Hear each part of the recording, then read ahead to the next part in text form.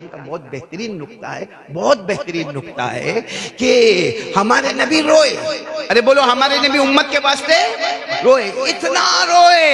اللہ نے منع کیا، نہ میرے مصطفیٰ، نہ رونا نہیں، رو کے اپنے آپ کو مت اتنا پریشان مت کرو. فَلَعَلَّكَ بَاخِعٌ نَفْسَكَ عَلَىٰ آثَارِهِمْ إِن لَّمْ يُؤْمِنُوا بِهَذَا الْحَدِيثِ آسَفًا. اللہ نے رونے سے منع کر دیا، اتنا نہ رو. السلام علیکم ورحمۃ اللہ وبرکاتہ. محترم دوستو، آج ہم پھر ایک بار حضرت مولانا قاری احمد علی صاحب کا ایک بیان لے کر کے آپ کی خدمت میں حاضر ہوئے ہیں، جو بیان حضرت نے جلسہ دستار بندی کے موقع پر فرمایا تھا. حضرت نے اس بیان کے اندر بہت ہی اہم باتیں ارشاد فرمائی ہیں، بہت ہی قیمتی نصیحتیں فرمائی ہیں. آپ لوگوں سے گزارش ہے کہ حضرت کے اس بیان کو پورا سماعت فرمائیں. السلام علیکم ورحمۃ اللہ وبرکاتہ.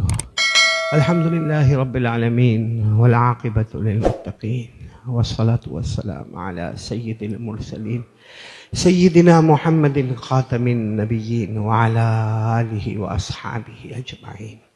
اما بعد، اعوذ باللہ من الشیطان الرجیم، بسم اللہ الرحمن الرحیم.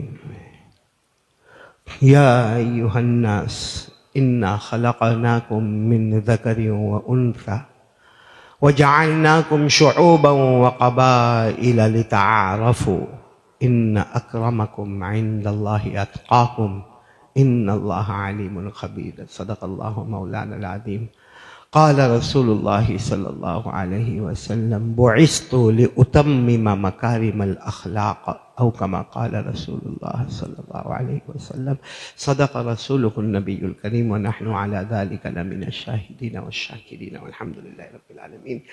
بہت ہی محترم اور مکرم اور مبجل اور مفضل علماء کرام، اساتین علم و فضل، اور خاص کر کے ہمارے سب کے بڑے عالم ربانی کہو، فیض سبحانی کہو، مجدد زماں کہو، اور صدر مفتی کہو، حضرت مولانا مفتی عبدالستار صاحب دامت برکاتہم، جو ہمارے یہاں کے ہر وقت کے سالانہ جلسے کے خصوصی صدر ہے، جو یہاں تشریف فرما ہے. ان کے صاحبزادے بھی تشریف فرما ہے.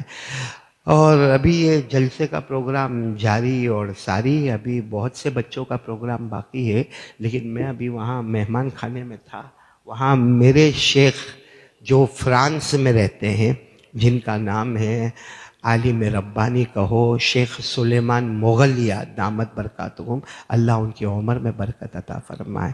معلوم نہیں ان کو کیا الہامی کیفیت ہوئی کہ مجھے کہا کہ جتنا جلد ہو جاؤ مسجد میں جاؤ اور جا کر سب سے پہلے حضرت والا کو سلام مسنون عرض کرو. میں نے حضرت والا کو سلام مسنون عرض کیا اور کہا کہ خاص کر کے جو طلبہ فارغ ہو رہے ہیں، 26 طلبہ، ان کو میرا پیغام پہنچا دو. تو میں نے سوچا بات کی بات بھی ہو جائے گی، حضرت کا پیغام بھی ہو جائے گا. اور ویسے بھی میں بیمار چل رہا ہوں، آپ سب کو معلوم ہے کہ مہینہ پہلے بہت بڑا آپریشن ہوا، بائی پاس سرجری ہوئی، اوپن ہارٹ سرجری ہوئی، جس کی وجہ سے زیادہ لمبی بات کرنا یا زیادہ بلند آواز سے بات کرنا یہ ڈاکٹروں نے منع کیا ہے. آپ دعا کریں کہ جو بات میں کہوں اللہ ہم سب کو عمل کی توفیق عطا فرمائے. انہوں نے جو بات کہی ہے اس کو میں اخیر میں لا رہا ہوں، لیکن اس سے پہلے ایک بیک گراؤنڈ لا رہا ہوں. میرے پیارو، آپ سب نے ایک صحابی کا نام سنا ہوگا، حضرت ابو دجانہ. ساتھ میں بولو نا، حضرت ابو دجانہ رضی اللہ تعالی عنہ. یہ بدر میں شریک ہوئے، حضرت ابو دجانہ بدر میں شریک ہوئے. اور جو بدری ہے وہ 313 ہے اور بہت پسندیدہ ہے. اللہ نے ان کے بارے میں فرمایا ہے کہ ہم نے ان کی مغفرت کر دی ہے.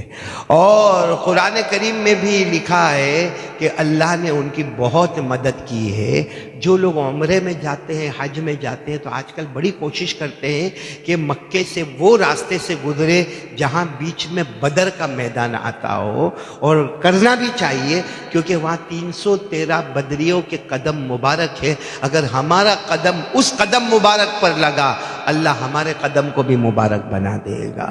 تو قرآن کریم میں فرمایا وَلَقَدْ نَصَرَكُمُ اللَّهُ بِبَدْرٍ وَأَنْتُمْ أَذِلَّةٌ فَاتَّقُوا اللَّهَ لَعَلَّكُمْ تَشْكُرُونَ۔ اللہ تبارک و تعالیٰ فرماتے میں نے بدر والوں کی مدد کی، تو اللہ نے بدر والوں کی مدد کی۔ اور بڑی بات یہ ہے کہ اللہ نے فرمایا 313، کتنے 300؟ سامنے لشکر جرار، اللہ نے فرمایا لشکر جرار کو نہ دیکھو، پیدا کرنے والے اللہ کی طاقت کو دیکھو۔ اللہ نے فرمایا کم من فئۃ قلیلۃ غلبت فئۃ کثیرۃ بإذن اللہ واللہ مع الصابرین۔ اللہ فرماتے بہت چھوٹی جماعت ہے مگر اللہ کی مدد ہو تو بڑے بڑے لشکر جرار پر غالب آ جائے۔ تو خیر میں واقعہ آپ کو سنا رہا ہوں، حضرت ابو دجانہ کس میں شریک ہوئے؟ بدر میں۔ میں اس لیے سنا رہا ہوں کہ حضرت کی بات کو مجھے آپ کے سامنے لانا ہے۔ دعا کرے اللہ ہمارے شیخ ہمارے حضرت کی عمر میں خوب برکت عطا فرمائے، خوب توانائی تندرستی عطا فرمائے۔ دیکھو مرید بیمار ہوتا ہے نا تو ظاہری بات ہے دوست احباب غم کرتے ہیں، لیکن ہم نے بڑے بڑے مشائخ کو غم کرتا ہوا بہت کم دیکھا۔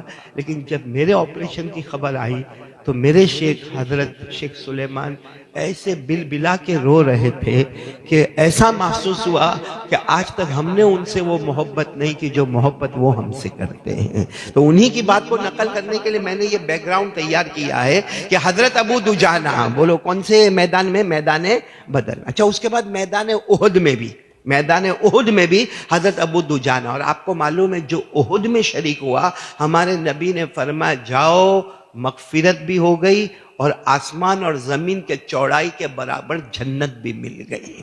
جو احد میں شریک ہوا اللہ نے فرمایا سابقوا الى مغفرۃ من ربکم وجنۃ عرضها كعرض السماء والارض۔ اللہ تبارک و تعالیٰ نے فرمایا جاؤ احد کے میدان میں جاؤ۔ جو احد کے میدان میں گیا مغفرت بھی اور آسمان زمین کے برابر چوڑائی بھی۔ تو حضرت ابو دجانہ بدر میں بھی، اور بولو کس میں؟ اچھا احد میں ایک اور واقعہ ہوا، ہمارے آقا صلی اللہ علیہ وسلم اچانک احد میدان میں آئے اور ہمارے نبی کے ہاتھ میں تلوار تھی۔ فرمایا کون مصطفیٰ کی تلوار کو لے کر جائے گا؟ کون مصطفیٰ کی تلوار کو لے کر جائے گا اور اس کا حق بھی ادا کرے گا؟ تو آپ کو معلوم ہے 3 صحابہ کھڑے ہو گئے، ایک حضرت عمر، بولو سبحان اللہ، نمبر 2 حضرت زبیر بن عوام، بولو سبحان اللہ، اور نمبر 3 حضرت ابو دجانہ۔ ہمارے نبی نے تینوں کی طرف دیکھا اور وہ تو اللہ کی طرف سے حکم آیا، آپ نے تلوار حضرت ابو دجانہ کے ہاتھ میں دی۔ جب حضرت ابو دجانہ کے ہاتھ میں دی تو 2 کو تلوار نہیں ملی، کون؟ حضرت عمر اور حضرت زبیر بن عوام، ان کو تلوار نہیں ملی۔ تو حضرت عمر تو خیر اپنا کام میں چلے گئے، لیکن حضرت زبیر بن عوام کو بہت افسردگی ہوئی کہ کیوں مجھے تلوار نہیں ملی، کیوں ابو دجانہ کو تلوار ملی۔ ان کا کمپٹیشن دین کے معاملے میں ہوتا تھا، پیسوں کے معاملے میں نہیں ہوتا تھا۔ تو حضرت زبیر بن عوام کہتے ہیں میں جان بوجھ کر ابو دجانہ کے قریب کھڑا ہو گیا کہ دیکھوں کہ مصطفیٰ کی تلوار کا کیا کرتے ہیں۔ حضرت زبیر بن عوام کہتے ہیں اللہ کی قسم 3000 کی فوج تھی، حضرت ابو دجانہ مصطفیٰ کی تلوار کو لے کر اندر داخل ہو گئے، پھر آگے بڑھے، 3000 کا اور فوج تھی وہاں بھی آگے بڑھ گئے، اور اس کے بعد میں ایک بہت بڑا ہمت والا سامنے سے کوئی ہٹا کٹا آیا، اس کے 2 ٹکڑے کر دیے، اور یہ حضرت ابو دجانہ کے سامنے ایک عورت آ گئی۔ حضرت ابو دجانہ نے اپنی تلوار جو اللہ کے رسول نے دی تھی اس عورت کے سر پر رکھی اور پیوں کر کے ہٹا دیا۔ تو حضرت زبیر بن عوام نے کہا کیا ہوا؟ مار دیتے نا، جب تلوار تو سر پہ رکھی تھی مار دیتے۔ کہا مصطفیٰ کی تلوار ہے، مصطفیٰ کی تلوار سے کسی عورت کو مارنا مناسب نہیں سمجھتا ہوں۔ تو یہ حضرت ابو دجانہ بدر میں، احد میں، اور احد میں مصطفیٰ کی تلوار کے ساتھ۔ پھر خندق میں بھی، بولو خندق، جس کو غزوہ احزاب بھی کہا جاتا ہے، اور وہ سب سے عجب امتحان والا غزوہ خندق جس کو اللہ نے فرمایا هُنَالِكَ ابْتُلِيَ الْمُؤْمِنُونَ وَزُلْزِلُوا زِلْزَالًا شَدِيدًا۔ بہت امتحان والا غزوہ خندق، غزوہ احزاب۔ اس میں بھی حضرت ابو دجانہ. اور ایک حضرت ابو دجانہ کی بات بتاؤں جو بہت پتے کی بات ہے کہ حضرت ابو دجانہ حجۃ الوداع میں نہیں، حجۃ الوداع میں آپ کو معلوم ہے 1,30,000 صحابہ کم زیادہ حجۃ الوداع، اور وہ ہمارے آقا صلی اللہ علیہ وسلم کا پہلا حج اور وہی ہمارے نبی کا آخری حج اور اسی کا نام ہے حجۃ الوداع. جب حضرت ابو دجانہ حج کی تیاری کرنے لگے ہمارے نبی نے فرمایا نہیں تمہیں حجۃ الوداع میں نہیں آنا. تو حضرت ابو دجانہ رونے لگے، اللہ کے رسول میرے کو آنا ہے، آپ کے ساتھ حج میں آنا ہے، آپ کا پہلا حج ہے اس میں مجھے آنا ہے. یہ نہیں معلوم تھا کہ آخری حج بھی یہی ہے. ہمارے نبی نے فرمایا نہیں تم حج میں نہیں آؤ گے، جب تک میں حج میں رہوں گا مدینے کی مسجد نبوی میں تم امامت کراتے رہو گے. کیا صحابی ہوں گے، بولو کون؟ حضرت ابو دجانہ. جب ان کے انتقال کا وقت آیا حضرت ابو دجانہ، اب میں میرے حضرت کی بات کو لا رہا ہوں، حضرت ابو دجانہ کا جب انتقال کا وقت آیا تو فرمایا میرے پاس ایک عمل ہے، ایک عمل ہے جس کی وجہ سے میں جنت میں جاؤں گا، ایک عمل ہے. اور رو رہے تھے، ایک ہی عمل میرے پاس، ایک ہی عمل، اور اس کی وجہ سے میں جنت میں جاؤں گا، باقی جنت میں جانے کے لیے اور کوئی راستہ میرے پاس نہیں. تو جتنے لوگ جمع تھے کہنے لگے ارے آپ تو بدری ہے، بدری.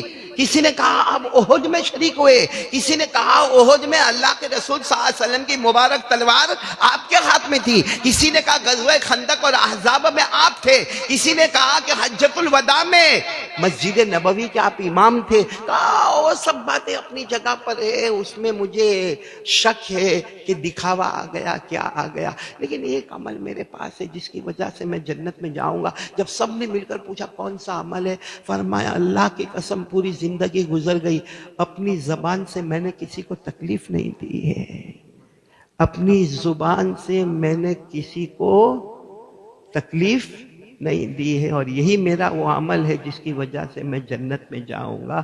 اب میرے حضرت شیخ سلیمان مغلیہ دامت برکاتہم نے فرمایا یہ بچے جو فارغین ہوں گے جو ہمارے یہاں 26 کی تعداد میں، ہوتا یہ ہے کہ اب آپ لوگوں کو سند ملے گی، سر پر امامہ رکھا جائے گا، اب آپ عوام میں جاؤ گے، یعنی اب آپ کی زندگی کا ایک نیا مرحلہ شروع ہوگا.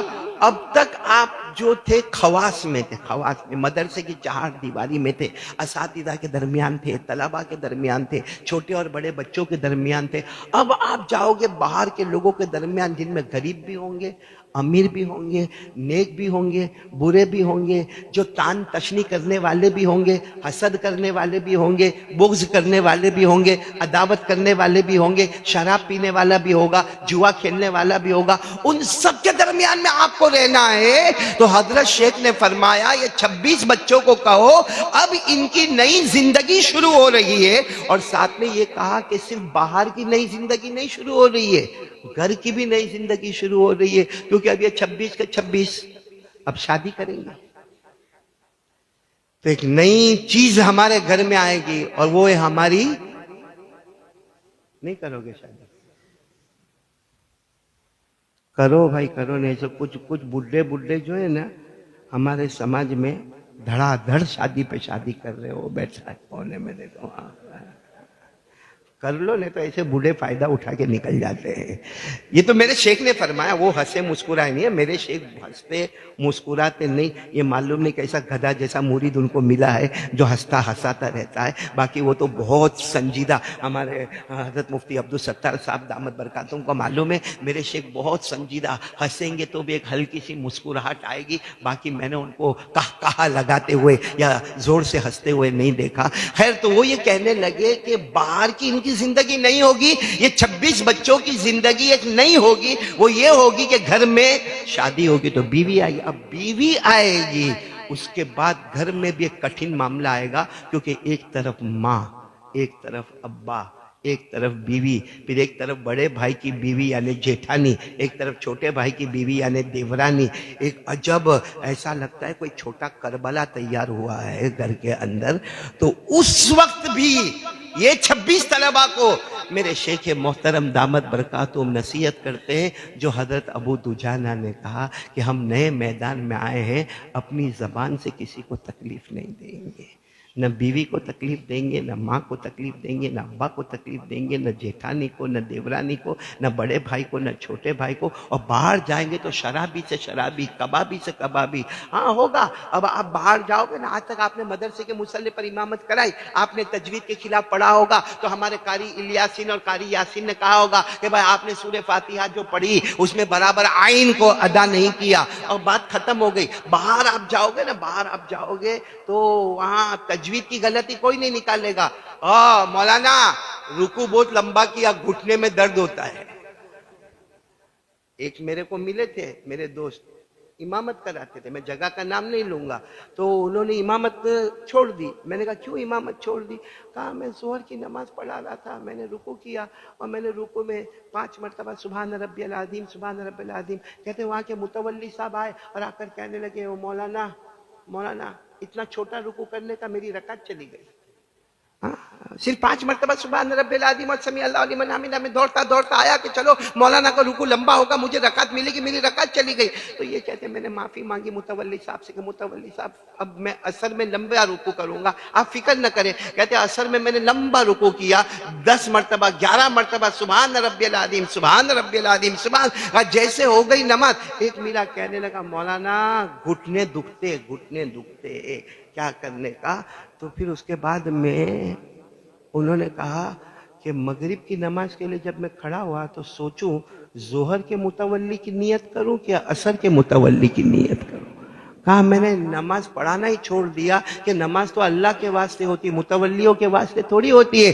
اللہ نے فرمایا قُلْ إِنَّ صَلَاتِي وَنُسُكِي وَمَحْيَايَ وَمَمَاتِي لِلَّهِ رَبِّ الْعَالَمِينَ لَا شَرِيكَ لَهُ. تو میرے 26 پیارے بچوں، میرے تو تم بچوں ہو، اس کا ارادہ کرو کہ جو بھی کام کریں گے کس کے واسطے کریں گے؟ اللہ کے واسطے. تو ہم باہر کی دنیا میں جائیں گے تو آبجیکشن کرنے والے بہت آبجیکشن کریں گے، ویڈیو بھی لائیں گے اور معلوم نہیں کیا کیا ہمارے بارے میں افواہیں اڑائیں گے.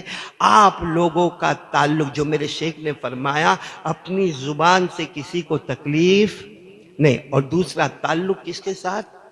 اللہ کے ساتھ. بولو تعلق کس کے ساتھ؟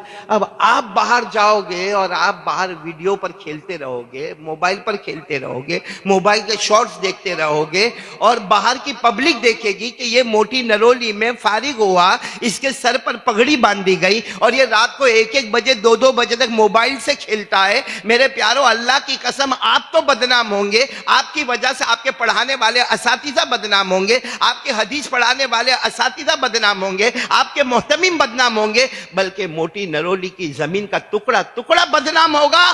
اور یہ زمین کا ٹکڑا قیامت میں آپ سے پوچھے گا ہم نے تیرا کیا بگاڑا تھا کہ تو نے باہر ہم کو بدنام کیا. اس لیے میں آپ سے ہاتھ جوڑ کر اپیل کرتا ہوں، میرے شیخ کی بات سناتا ہوں کہ بہت حالات آئیں گے، والذین جاہدوا فینا لنہدینہم سبلنا. حالات آئیں گے، آپ حالات کا مقابلہ کرو گے، لیکن زبان سے کسی کو تکلیف. سب سے کامل مکمل مسلمان کون؟ کامل مکمل مسلمان کون؟ قال رسول اللہ صلی اللہ علیہ وسلم المسلم من سلم المسلمون من لسانہ و یدہ. ہمارے آقا صلی اللہ علیہ وسلم نے فرمایا زبان سے کسی کو تکلیف نہیں، ہاتھ سے کسی کو تکلیف. آپ کو معلوم ہے حضرت حسین شہید کربلا، ان کے پاس کوئی کمی تھی؟ نہیں، حضرت حسین رضی اللہ تعالیٰ عنہ کے پاس کوئی کمی تھی؟ ہمارے نبی نے فرمایا او میرا حسین جنت کا پھول ہے، میرا حسین جنت کے جوانوں کا سردار ہے. ہمارے نبی نے فرمایا میرے حسین تو جنت کی خوشبو ہے. لیکن آپ کو معلوم ہے ایک مرتبہ حضرت حسین رضی اللہ تعالیٰ عنہ، دیکھو ادھر دیکھو شہید کربلا حضرت حسین رضی اللہ تعالیٰ عنہ ایک مرتبہ بیٹھے ہیں، ان کی خادمہ، یعنی وہ زمانے میں باندی ہوتی تھی نا، ان کی خادمہ کچھ گرم پانی لے کر آ رہی تھی، اور حضرت حسین رضی اللہ تعالیٰ عنہ اچانک ایسے مڑے اور اپنا ہاتھ ایسے کیا تو سارا گرم پانی حضرت حسین پر گرا، جس کی وجہ سے پاؤں بھی جلا، ہاتھ بھی جلا، چہرے کا کچھ حصہ بھی جل گیا. تو آپ نے بڑے غصے میں خادمہ کو یوں کر کے آنکھ نکال کر دیکھا. وہ زمانے کی خادمہ بھی کیسی اللہ کی ولیہ ہوگی. فوراً انہوں نے کہا والکاظمین الغیظ. اللہ کے پیارے بندے غصہ پی جاتے ہیں. بولو اللہ کے پیارے بندے غصہ. حضرت حسین نے اپنے چہرے انور کو جھکایا اور پیشانی پر جو بل آئے تھے، جو سلوٹیں آئی تھی، وہ ساری سلوٹیں ختم، بالکل جیسے ہیپی خوشی خوشی ہو گئے. تو پھر وہ خادمہ نے کیا کہا؟ وَالْعَافِينَ عَنِ النَّاسِ، نیک لوگ تو معاف کر دیتے. فوراً حضرت حسین نے، حالانکہ بدن جھلا ہوا ہے، کہتے جاؤ میں نے تمہیں معاف کر دیا. تو وہ خادمہ نے کہا وَاللَّهُ يُحِبُّ الْمُحْسِنِينَ، اللہ احسان کرنے والوں کو پسند کرتا. حضرت حسین شہید کربلا نے کہا جا تو اللہ کے واسطے آزاد بھی کر دیا. یہ میرے دوستو اس کا نام ہے اخلاق. اور ایک عجیب بات میں آپ کو بتاؤں جو قرآن کریم کا بہت بہترین نکتہ ہے کہ ہمارے نبی روئے. ارے بولو ہمارے نبی امت کے واسطے روئے، اتنا روئے. اللہ نے منع کیا نہ میرے مصطفیٰ، نہ رونا نہیں، رو کے اپنے آپ کو مت اتنا پریشان مت کرو. فَلَعَلَّكَ بَاخِعٌ نَفْسَكَ عَلَىٰ آثَارِهِمْ إِن لَّمْ يُؤْمِنُوا بِهَذَا الْحَدِيثِ آسَفًا. اللہ نے رونے سے منع کر دیا، اتنا نہ رو. اچھا ہمارے نبی عبادت او اللہ اکبر، او پاؤں پہ ورم آ جاؤ، اتنا لمبا رکو، اتنا لمبا سجدہ. اللہ نے فرمایا نہ میرے مصطفیٰ اتنی لمبی عبادت نہیں کرنا. یا ایھا المزمل قم اللیل الا قلیلا نصفہ او انقص منہ قلیلا او زد علیہ. اللہ نے کہا بہت لمبی عبادتیں نہیں کرنا. اچھا ہمارے نبی سارا کا سارا مال لے جاؤ، اللہ کے راستے میں لے جاؤ، اللہ کے راستے میں لے جاؤ. اللہ نے منع کیا نہیں، کچھ اپنے پاس بھی رکھو. لنفسک علیک حق ولزوجک علیک حق، کچھ اپنا بھی حق ہوتا ہے، کچھ بیوی کا بھی حق ہوتا ہے، کچھ بچوں کا بھی حق ہوتا ہے، کچھ اڑوس پڑوس کا بھی حق ہوتا، سارا کا سارا. تو اللہ تبارک و تعالیٰ نے بہت لمبی عبادت کرنے سے مصطفیٰ کو روک دیا، بہت زیادہ رونے سے روک دیا، بہت زیادہ سخاوت سے روک دیا. لیکن جب اخلاق کا معاملہ آیا، زبان کا معاملہ آیا، کسی کو نہ ستانے کا معاملہ آیا، اللہ نے فرمایا وَإِنَّكَ لَعَلَىٰ خُلُقٍ عَظِيمٍ. اللہ نے روکا نہیں بلکہ کہا آپ بلند سے بلند اخلاق پر بڑھتے جاؤ. جتنا بڑھتے جاؤ گے نور نبوت میں چمک ہی چمک آتی چلی جائے گی. تو میں آج میرے شیخ کی بات پھر دہرا رہا ہوں کہ آپ ایک نئے میدان میں جائیں گے تو نئے میدان میں سب سے پہلے کس کی حفاظت؟ 3 باتیں انہوں نے کہی ہے. سب سے پہلے کس کی حفاظت؟ زبان کی حفاظت. دوسری بات انہوں نے یہ کہی میرے شیخ نے، زبان میری ہے، کلام میرے شیخ سلیمان دامت برکاتہم کا. دوسری بات انہوں نے کہی کہ باہر جا کے، اے میرے 26 بچوں، باہر جا کے کھلا گناہ مت کرنا. اور کھلا گناہ ہے موبائل. بولو کھلا گناہ کیا ہے؟ اور میں یہ بھی نہیں کہوں گا میرے 26 بچوں کہ آپ موبائل کا استعمال مت کرنا. میں نہیں رکھتا ہوں موبائل اپنے پاس، لیکن آپ کو نہیں کہوں گا کہ آپ موبائل نہ رکھو اپنے پاس. بے شک آپ موبائل رکھو، کیونکہ درس قرآن میں موبائل کی ضرورت، درس حدیث میں موبائل کی ضرورت. آپ نے دیکھا ہوگا بہت سارے علماء بیان کرتے تو ہاتھ میں موبائل رکھتے. اب تو کتنے لوگ قرآن پڑھتے تو بھی موبائل رکھتے، اور نعت پڑھنے والے تو موبائل رکھتے ہی رکھتے ہیں. حالانکہ پہلے یہ سب نہیں تھا اور یہ ہونا بھی نہیں چاہیے. لیکن موبائل کی ضرورت رہے گی، مگر دیکھو گناہ تو ہوتا ہے، ہو گیا کوئی کونے میں ہو گیا، توبہ کر لی، معاملہ صاحب. یہ اوٹے پر بیٹھنا، فارغ ہوئے ہو تم مدرسے کی، اب رات کو عشاء کے بعد اوٹے پر بیٹھے ہو، اور ایک عام آدمی آپ کے گاؤں کا وہ بھی اوٹے پر بیٹھا ہے، وہ بھی گیم کھیل رہا ہے، آپ بھی گیم کھیل رہے ہو. تو اس میں اور تمہارے میں فرق کیا؟ یہ تو کیسا ہو گیا معلوم؟ اندھا اور دیکھنے والا دونوں برابر ہو گئے. یہ کیسا ہو گیا؟ ایک جاننے والا اور نہ جاننے والا دونوں برابر ہو گئے. حالانکہ اللہ فرماتے ہیں دونوں برابر نہیں ہوں گے. قُلْ هَلْ يَسْتَوِي الَّذِينَ يَعْلَمُونَ وَالَّذِينَ لَا يَعْلَمُونَ. اللہ فرماتے ہیں ایک جاننے والا عالم ہے، دستار بندی والا ہے. یہ موٹی نرولی میں بخاری، مسلم، ترمذی، ابو داؤد، نسائی، ابن ماجہ اور جلالین وغیرہ کتابیں پڑھنے والا. اور وہ جو بازو والا ہے وہ تو گٹکا کھاتا، سگریٹ پیتا، تمباکو کھاتا. اگر وہ بھی موبائل پر گیم کھیلتا ہے اور میرا بچہ بھی موبائل پر گیم کھیلتا ہے تو اس کا مطلب ہوا کہ ہم اس آیت کے خلاف جا رہے ہیں انما یخشی اللہ من عبادہ العلماء. اللہ سے ڈرنے والے کون ہیں؟ تو جاہل جیسا ہو گیا، پھر اللہ ہم سے دین کا کوئی کام نہیں لے گا. تو پہلی بات حضرت نے فرمائی اپنی زبان کی حفاظت، زبان سے کسی سے غصے نہیں ہونے کا.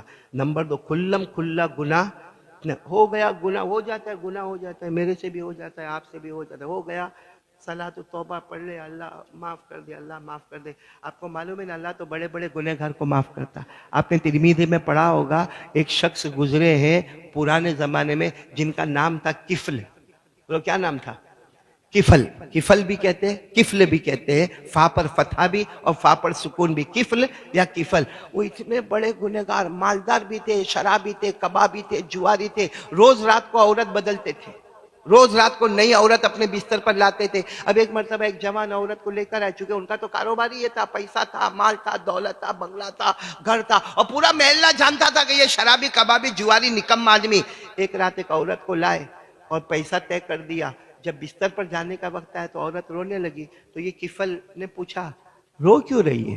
खुशी से आइए, अपनी मर्जी से आइए, और पैसा लिया है, मुफ्त में तो आई नहीं है। तो वो औरत कहने लगी, आज तक मैंने कभी अपनी इज्जत का सौदा नहीं किया, आज मजबूरी में सौदा कर रही हूँ, मुझे मेरे अल्लाह से डर लग रहा है, इसलिए मैं रो रही हूँ। तो किफल कहने लगे, अच्छा पहली मर्तबा में अल्लाह से डर लग रहा है, और मैं इतने जमाने से करता हूँ और मुझे अल्लाह से डर नहीं लगता है। उस औरत को कहा, जा जा। वो औरत का वो जुमला था कि मुझे अल्लाह से डर लगता है, ये सोचने लगे ये पहली मर्तबा में अल्लाह से डरती है और मैं इतनी मर्तबा में अल्लाह से नहीं डरता। उस औरत को भेज दिया, पैसा भी दे दिया, और करना अल्लाह का करना। तो वो औरत बाहर गई और यहाँ किफल का इंतकाल हो गया, यहाँ किफल का इंतकाल हो गया। सारे महल्ले वाले को पता चला वो किफल का इंतकाल हो गया। महल्ले वाले कहने लगे, चलो एक शराबी, एक कबाबी, एक जुआरी हमारे महल्ले से कम हुआ। लेकिन महल्ले वाले हैरान थे। जब गए तो उनके घर की दीवार के बाहर लिखा था, कद गफर अल्लाहु रब्बहु, अल्लाह ने इनकी, कद गफर अल्लाहु किफलन, अल्लाह ताला ने किफल को माफ कर दिया है। तो मेरे प्यारो, जब अल्लाह इस तरह माफ करते हैं तो सबसे पहली बात बोलो, जबान का तकलीफ नहीं। नंबर 2, खुल्लम खुल्ला गुनाह नहीं। और तीसरी बात जो हजरत ने फरमाई वो ये है कि तनख्वाह कम होगी आपकी। अरे भाई, अभी जब मदरसे में आप पढ़ाने जाओगे या कहीं भी आप जाओगे, तनख्वाह कितनी होगी? कम होगी। तो तनख्वाह को बढ़ाना है आपको। भाई अभी आप जाओगे तो कोई भी मदरसे में जाओ, भाई पहली तनख्वाह 8,000 रुपया, 6,000 रुपया। जो पुराने हैं उनकी किसी की 22 भी होगी, 25 भी होगी, 30 भी होगी। लेकिन आप लोग नए नए जाओगे तो तनख्वाह कैसी होगी? कम होगी। अभी मैं तरकेसर में था 2 दिन पहले, हमारे बहुत प्यारे दोस्त कहो, बल्कि मेरे भाई कहो, हजरत मौलाना खलील अहमद रावत साहब जो दारुल उलूम फलाह दारीन के मोहतमी में, वो मुझे कहने लगे कि तनख्वाह बढ़ाने का एक तरीका है। मैंने कहा क्या तरीका है? मैंने कहा अब हम तो चूंकि दोस्त हैं, मैंने कहा तेरे पास तो डल्ले के डल्ले भरे, देता हो तो मेरे को दे दे। मैंने कहा तेरे पास फ्रांस का पैसा है, मेरे पास इंडिया का पैसा। उन्होंने बहुत अच्छी बात कही, कहा अल्लाह ने दुआ बताई है, अल्लाहुम्मा इन्ना नसअलुका इल्मन नाफिआ, उसके बाद फौरन वरिज़्क़न वासिआ। मालूम हुआ अगर तुम्हारा इल्म नाफे होगा तो ऑटोमेटिक तुम्हारा रिस्क भी वासे होगा। इसलिए अगर हम मदरसे में गए तो जाहिर बात है पहली मर्तबा जाएंगे तो वहां मदरसे के जिम्मेदार कहेंगे आप पहला साल है, आपका 8,000 से ज्यादा तनख्वाह नहीं होगी। लेकिन आप इतना मेहनत से मदरसे में पढ़ाओ, इतना मेहनत से मदरसे में पढ़ाओ, आपके इल्म को नाफे बनाओ, हमारे नबी की जुबान पर इल्म नाफे के साथ रिस्क वासे बन जाएगा। अल्लाह ताला और भी बहुत ज्यादा रिस्क हमको अता करेंगे। तो गरीबी में सखावत करना, मालदार होके सखावत करना। भाई कोई बड़ा अमीर आदमी है, जैसे यहाँ बहुत सारे बैठे हैं, अभी मैं इनसे वसूल करूंगा, तैयार रहो, वसूल करूंगा इनसे। मेरे को वसूल करने में बहुत मजा आता है, खुद दूं ना दूं लेकिन लोगों से वसूल कर लेता हूं मैं। इसी का नाम मौलवी होता है भाई। तो अभी हम बड़े बड़े मालदार हैं, अगर इनमें से किसी ने 10,000 रुपया दिया तो इनका कुछ नहीं गया। और किसी मौलाना की पगार 8,000 है, उसमें से उसने 1,000 दिया। हकीमुल उम्मत हजरत मौलाना अशरफ अली थानवी रहमतुल्लाह अलैह फरमाते, सदका कौन सा कबूल होता है? आप किसी गरीब, मिस्किन, यतीम, बेवा, लाचार, मजबूर को दोगे, क्या कबूल? एक आदमी ने 1 लाख रुपया दिया, करोड़ों की कमाई, 1 लाख रुपया, और वो सेठ साहब ने 1 लाख रुपये दिए, माशाअल्लाह। और बेचारा कोई आलिम ने 500 रुपए दिया। हजरत थानवी फरमाते, देते वक्त दिल किसका दुखा? جس کی 5,000 پگڑ تھی اس میں سے 500 دیا، اس کا دل دکھا، دکھتے دکھتے 500 دیا، اور کروڑوں میں سے 1 لاکھ دیا، اس کا دل نہیں دکھا۔ حضرت تھانوی فرماتے میرے اللہ کی قسم اس کا صدقہ قبول ہو گیا، 500 والے کا صدقہ قبول ہو گیا۔ اس پر میں ایک بات بتا کر بات ختم کروں گا۔ حضرت علی اور حضرت فاطمہ رضی اللہ تعالی عنہما، سننا برابر ہے، بہت پتے کی بات ہے۔ حضرت حسن اور حسین دونوں بیمار، بولو حضرت حسن، دونوں بچے ہیں اور دونوں کو بخار، سخت بخار، حضرت حسن کو بھی اور حضرت حسین کو بھی۔ اور حضرت علی اور حضرت فاطمہ پریشان، بھائی وہ زمانے میں ہاسپٹل نے بوٹل چڑھانا، نے خون چڑھانا، نے بلڈ ٹیسٹ تو تھا نہیں۔ حضرت علی اور حضرت فاطمہ بہت پریشان ہیں، حسن بھی بخار میں تڑپ رہے، حسین بھی بخار میں تڑپ رہے۔ دونوں نے 2 رکعت نماز پڑھی اور کہا ہم منت مانتے کہ اللہ ہمارے بچوں کو شفا دے دے تو ہم دونوں 3 دن کے روزے رکھیں گے۔ اللہ کا کرنا ایسا کہ حضرت حسن بھی اچھے ہو گئے، بولو سبحان اللہ، حضرت حسین کو بھی شفا مل گئی، بولو اچھے۔ تو اب یہ حضرت علی کو اور حضرت فاطمہ کو کتنے دن کے روزے رکھنا؟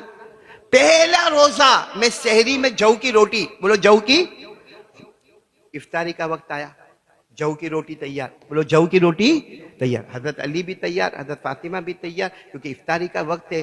اتنے میں دروازے پر کوئی آیا، میں مسکین، میں غریب، میں کھانا نہیں کھایا، میرے کو کھلا دو۔ تو حضرت علی نے وہ روٹی اٹھائی اور اب کیا کریں گے؟ کہا پانی پر افطار کر لیں گے۔ چلو پانی پر افطار ہو گیا، اب تو دوسرے دن سحری بھی پانی پر، کچھ ہے ہی نہیں۔ پھر حضرت علی گئے، کام پر گئے اور کچھ لے کر آئے۔ پھر حضرت فاطمہ نے جو کی روٹی بنائی افطار میں، دوسری رات کو افطار میں تیار جو کی روٹی۔ افطار کو تھوڑی دیر باقی ہے کہ باہر سے آواز آتی ہے، میں یتیم ہوں، یتیم بچہ ہوں، میرے کو کھانے کا دے دو نا۔ کل حضرت علی نے روٹی اٹھائی تھی نا، آج حضرت فاطمہ نے روٹی اٹھائی اور جا کر بولو دے دی۔ آج بھی پانی پر افطار، دوسری رات پانی پر افطار، تیسرے دن کی سحری بھی پانی پر۔ پھر حضرت علی کام پر گئے اور پھر جو لے کر آئے، اور پھر تیسری رات کو بھی جو کی روٹی تیار ہوئی۔ اچھا جو کی روٹی تیار ہو گئی اور بالکل افطار کا وقت، اتنے میں کسی نے دروازے پر دستک دی۔ میں قیدی ہوں، قید خانے سے چھوٹا ہوں، کھانا نہیں ملا ہے، پانی نہیں ملا ہے، کچھ کھلا دو گے نبی کا گھرانہ تو میرا کام ہو جائے گا۔ اس وقت حضرت علی فاطمہ کو دیکھے، فاطمہ علی کو دیکھے، حضرت علی فاطمہ کو دیکھے، فاطمہ علی کو دیکھے، آنکھوں میں اشارہ ہوا کہ یہ بھی دے دیا جائے۔ تیسری رات بھی کس پر افطار ہو رہا ہے؟ پانی پر۔ چوتھے دن جب حضرت علی ہمارے نبی کے پاس جا رہے، حالانکہ انہوں نے کسی کو کہا نہیں، یہ گھر گھر کی بات تھی، سخاوت کی بات تھی، اور وہ بھی سخاوت کب؟ جب اپنے پاس کچھ نہیں ہے اور سخاوت ہو رہی ہے، گھر گھر کی بات تھی۔ دوسرے دن جب اللہ کے رسول صلی اللہ علیہ وسلم کے پاس گئے، حضرت علی بھی ہے، حضرت فاطمہ بھی ہے، ہمارے نبی کی آنکھوں میں آنسو ہے، فرماتے علی فاطمہ کمال کر دیا، کمال کر دیا، ایک دن مسکین کو کھلا دیا، ایک دن یتیم کو کھلا دیا، ایک دن قیدی کو کھلا دیا۔ تو حضرت علی نے کہا اللہ کے رسول ہم نے کسی کو بتایا نہیں، آپ کو کیسے معلوم ہوا؟ کہا تم نے کسی کو نہیں بتایا، اللہ نے قرآن کی آیت بنا دیا، قیامت تک لوگوں کو معلوم ہوتا رہے گا۔ اللہ نے اس کو کیا بنا دیا؟ پڑھو نا میرے ساتھ میں، اللہ نے فرمایا وَيُطْعِمُونَ الطَّعَامَ عَلَىٰ حُبِّهِ مِسْكِينًا وَيَتِيمًا وَأَسِيرًا إِنَّمَا نُطْعِمُكُمْ لِوَجْهِ اللَّهِ لَا نُرِيدُ مِنكُمْ جَزَاءً وَلَا شُكُورًا۔ اللہ تبارک و تعالیٰ فرماتے ہیں ان کو کھانے کی ضرورت تھی، پھر بھی مسکین کو کھلایا، یتیم کو کھلایا، قیدی کو کھلایا، اور کھلانے کی وجہ کس کو راضی کرنا؟ تو میں آپ سے کہوں گا اگر آپ کو بھی زندگی میں پیسہ چاہیے، ابھی آپ جاؤ گے نا کوئی بھی مدرسے میں جاؤ گے یا چلو آپ کوئی کاروبار کرو گے تو شروع میں پگار بہت کم ہوگی، تو ہم کو کرنا کیا؟ علما نافعا، تو ساتھ میں رزقا واسعا، علم کو اتنا نفع۔ خارج میں بھی پڑھا، آپ نے آپ کے شیخ الحدیث حضرت مولانا عارف صاحب کو دیکھا کہ نہیں خارج میں پڑھاتے ہوئے؟ میں نے کئی مرتبہ ہمارے بیٹے مولانا عارف صاحب کو دیکھا، مغرب بعد بھی سبق پڑھا رہے، عشاء بعد بھی سبق پڑھا رہے، کتنی مرتبہ رات کو یہاں سو جاتے ہیں تاکہ فجر کے بعد سبق پڑھائے۔ کیا ان کی بیوی ناراض نہیں ہوتی ہوگی کہ رات کو تو کم سے کم مولانا پڑھانا چھوڑو، لیکن یہ علما نافعا ہوگا تو رزقا واسعا۔ تو میں حضرت کی امانت پہنچا چکا، 3 کام 26 بچوں کو خصوصی طور پر، عمومی طور پر سب کو، اور میرے کو تو سب سے زیادہ 26 میں نمبر 1 تو میں اپنے آپ کو سمجھتا ہوں کہ اپنی زبان سے، بولو نمبر 1 زبان سے کسی کو تکلیف نہیں، نمبر 2 کھلم کھلا گناہ ہو جائے توبہ، بولو ہو جائے توبہ، کھلم کھلا گناہ نہیں کرنا. اور تیسری بات کیا بتائی؟ علم کو نافع بناؤ تو رزق کیسا ہوگا؟ کسی سے مانگنا نہیں، مانگنا مت کسی سے، بھائی محتمم صاحب اتنا دے دو اتنا دے دو. علم کو نافع بناتے جاؤ. ہمارے نبی فرماتے تمہارا رزق واسع ہوتا جائے گا. یہ سب باتیں کرنے کے بعد میرے شیخ نے ایک جملہ کہا کہ حضرت مولانا حسین احمد مدنی نور اللہ مرقدہ، انہوں نے فرمایا، وہ کہتے کوئی 100 مرتبہ بخاری شریف پڑھاوے، کوئی 100 مرتبہ بخاری شریف پڑھاوے وہ ثواب نہیں ملے گا. یہ 3 چیزیں آ جائے گی تو اس کے بدلے میں اللہ جنت عطا کر دے گا. یہ 100 مرتبہ بخاری پڑھانے سے زیادہ ثواب کی چیز ہے کہ یہ ہم کر لیں. سب کریں گے؟ بولو کریں گے انشاءاللہ. اللہ ہم سب کو عمل کی توفیق عطا فرمائے. چونکہ میں اللہ نے یہاں کا ذمہ دار بنایا، سب سے پہلے تو میں حضرت مفتی عبدالستار صاحب دامت برکاتہم کا تہہ دل سے شکر ادا کروں گا، کیونکہ ایک وقت پہلے یہ بھی بہت بیمار ہو گئے تھے. اللہ تبارک و تعالیٰ نے ان کو مکمل شفا دی. ہم نے ہمارے ادارے میں ان کے لیے دعائیں بھی کی. ان کے بچے کا بھی ہم شکریہ ادا کریں گے جو مفتی صاحب کو لے کر آئے. اور یہاں کے تمام اساتذہ کا میں بہت شکریہ ادا کروں گا. تمام متولیان ٹرسٹیان کا شکریہ ادا کروں گا. اور اسی طریقے سے میرے بھائی مولانا حذیفہ کا شکریہ ادا کروں گا. کہا ہے مولانا حذیفہ؟ ہمارے مولانا حذیفہ کا بہت بڑا احسان ہے، سال بھر آپ کو اچار کھلایا ہے انہوں نے. ہمارے بھائی مولانا حذیفہ اتنا اچار کھلاتے، میں کہتا ہوں اچھا ہے ہمارا مدرسۃ البنات نہیں ہے، ورنہ معاملہ گڑبڑ ہو جاتا. تو ہمارے مولانا حذیفہ صاحب کا شکریہ، سارے متولیوں کا، سب کے نام نہیں لوں گا، سارے ٹرسٹیوں کا، سارے ذمہ داروں کا، سارے گاؤں والوں کا شکریہ، اور گاؤں کی ماؤں کا، بہنوں کا، بیٹیوں کا، بچوں کا، بچیوں کا شکریہ، یہاں کے اساتذہ، یہاں کے طلبہ کا شکریہ. اور میں سب کی طرف سے، اپنی طرف سے اور سب کی طرف سے کہوں گا کہ اگر ہماری زبان سے تم میں سے کسی کو بھی تکلیف پہنچی ہو، یہ بڑے مجمع میں معافی مانگنے کو تیار ہوں. اور اگر کوئی کہے گا کھلم کھلا مجھ سے معافی مانگو تو میں وہ کرنے کے لیے بھی تیار ہوں. کیونکہ ابھی جو میرا آپریشن ہوا نا، اور آپریشن سے جب مجھے لائے نا حضرت مفتی صاحب، ایسا لگتا تھا بین الموت والحیات، ایسا لگتا تھا مر جاؤں گا یا جیوں گا. کیونکہ پورا یہاں سے یہاں تک کاٹ دیا گیا تھا، یہ دونوں پاؤں کو دونوں طرف سے چیر دیا گیا تھا، اور پورا پٹوں میں اور مشین میں لپیٹ دیا گیا تھا. ایسا ہی لگتا. تبھی میں نے سوچا کہ کتنوں سے معافی باقی رہ گئی ہوگی. اس دن سے میں نے ارادہ کر لیا جہاں بھی جاؤں معافی مانگتا چلوں، کیونکہ زندگی کا کوئی بھروسہ نہیں. اور آپ کو معلوم ہے نا، مرنے کے بعد آدمی تمنا کرے گا کاش میں یہ کر لوں، کرنے ملے گا. حضرت عبداللہ، آخری بات سن لو، حضرت عبداللہ ابن عمر ہے نا، ایک مرتبہ اپنے گھوڑے پر جا رہے تھے. کہاں جا رہے تھے؟ گھوڑے پر. ایک قبر کو دیکھا. حضرت عبداللہ ابن عمر رضی اللہ تعالیٰ عنہ نے قبر کو دیکھا، یوں دیکھا، گھوڑے سے اترے، اللہ اکبر، 2 رکعت نماز پڑھی. اب جو ساتھ میں تھے کہنے لگے وہ قبر میں آپ کا رشتہ دار ہے، ثواب پہنچائے، ایصال ثواب. کہا قبر میں کون ہے؟ میں نہیں پہچانتا. تو کہا کوئی نہیں، وہ آپ کے دادا یا پھوپا یا خالو یا کوئی خالہ کے پھوپھی. کہا کون ہے قبر میں؟ میں نہیں. تو کہا آپ نے قبر کو دیکھ کر 2 رکعت نماز کیوں پڑھی؟ کہا قبر کو دیکھ کر مجھے میرے نبی کی بات یاد آئی کہ آدمی جب قبر میں چلا جائے گا تو کہے گا کاش زندگی میں 2 رکعت پڑھ لیا ہوتا. تو مجھے یہ قبر کو دیکھ کر وہ حدیث یاد آئی، اس لیے میں نے وہ 2 رکعت نماز ادا کی ہے. خیر میرے پیارو، اللہ آپ سب کو بہت اچھا رکھے. کچھ باقی تو نہیں رہ گیا نا؟ سب بول دیا نا؟ مولانا مجیب اللہ بول دیا. تیرے کو دیکھتا ہوں تو میرے کو بہت افسوس ہوتا ہے. یہ علم نافع رزقن واسع اللہ تیرے اندر اتار دے رہے بھائی. مفتی صاحب ہمارے مدرسے کے اساتذہ میں سب سے بڑا کنجوسی ہے. اب کروں تو کیا کروں کہ شاگرد میرا ہے. ایسی کیسی تربیت میں نے کیا تیری. مولانا مجھے بولا اچھا بچہ ہے، بہت پیارا بچہ ہے. میں جب یہاں پڑھانے کے لیے آیا تھا موٹی نرولی میں، تو اس وقت سب سے ممتاز طالب علم اگر کوئی تھے تو مولانا مجیب اللہ تھے، جو میں سبق، کیونکہ اس وقت تو یہاں دور حدیث شروع نہیں ہوا تھا، ابتدائی کتابیں چارم پنجم کی کتابیں ہوتی تھی، یہ برابر لکھتے رہتے تھے. اور یہ جو لکھتے تھے میں اس کو جمع کرتا تھا. اس لیے ہم استاد شاگرد کے ساتھ بے تکلف بھی بہت ہو گئے ہیں. ابھی بہت بڑا کام کیا انہوں نے، دورے والوں کو کھانا کھلایا نا ان کی بیوی نے. میں نے ان کو کیا کہا، کاش میں بھی دورے کا ایک طالب علم ہوتا ہے. اور اتنا ہوشیار ہے جنید بھائی، تیری طرح میمن ہے. اس کو بولیں گے نا کھانا، جب آپ کو کھانا ہے کھا لو. آپ بولتے ہیں نا، کبھی کبھی میں جنید بھائی کو کہتا ہوں تیرے پاس اتنی پراپرٹی میرے کو دے دینا، تو میرے کو کیا کہے گا، قاری صاحب سب تمہاری ہے نا، لیکن ایک بار بھی سائن نہیں لیتا ہے میری. ایسے مت بنو بھائی. خیر ابھی ایک بہت خوشخبری کا ایک خوشی کا اعلان، ہمارے یہاں 5 پرانے مدرسین ایسے ہیں جنہوں نے آج تک کعبے کو دیکھا نہیں ہے، مدرسین، اور وہ بھی پرانے قدماء جنہوں نے ابھی تک کعبے کو دیکھا نہیں ہے. وہ 5 کا نام سامنے پیالے میں پرچی پہ لکھے ہوئے ہیں. حضرت مفتی عبدالستار صاحب اپنے مبارک ہاتھ سے وہ اٹھائیں گے. جس کا نام آئے گا اس کو عمرہ من جانب مدرسہ بھیجا جائے گا. یعنی جب وہ عمرے میں جائے گا تو اس کی تنخواہ بھی نہیں کٹے گی. جتنے دن وہ عمرے میں رہے گا، زیادہ سے زیادہ 15 دن رہے گا، تو تنخواہ بھی مدرسے کی طرف سے نہیں کٹے گی اس کی. تو یہ مدرسے کی طرف سے 75,000 روپے کیش اس کے ہاتھ میں دے. اور مدرسہ اس کو یہ بھی پابند نہیں کرے گا کہ رمضان میں جانا ہے کہ رمضان کے بعد جانا ہے. جب اس کو جانا ہے تب جائے. 75,000 روپے کیش اس کو دیے جائیں گے. میں اس وقت ہمارے مرحوم مولانا عبد المنان صاحب کو بھی یاد کرنا چاہیے، مرحوم مولانا عثمان صاحب کو یاد کرنا چاہیے، مرحوم مولانا عبد الرحیم صاحب کو یاد کرنا چاہیے، مرحوم مولانا حمزہ صاحب کو یاد کرنا چاہیے. یہ سب وہ حضرات تھے جو اس مدرسے سے لگائے تھے.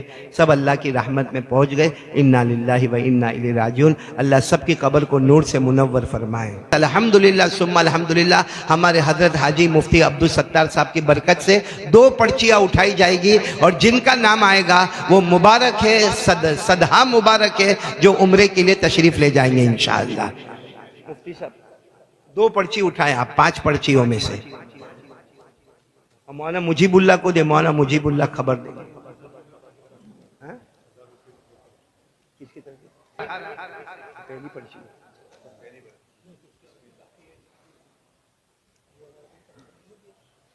پہلی پرچی میں نام آیا ہے مولانا ارشاد صاحب کا. مبارک ہو مولانا ارشاد صاحب کو. ان کو 75 کھڑے ہو جائے بھائی مولانا ارشاد صاحب ماشاءاللہ. مفتی صاحب سے ملاقات کرے اور ان کو 75,000 روپے کیش حافظ افضل کی طرف سے مل جائیں گے. جب ان کو جانا ہے تب جا سکتے ہیں.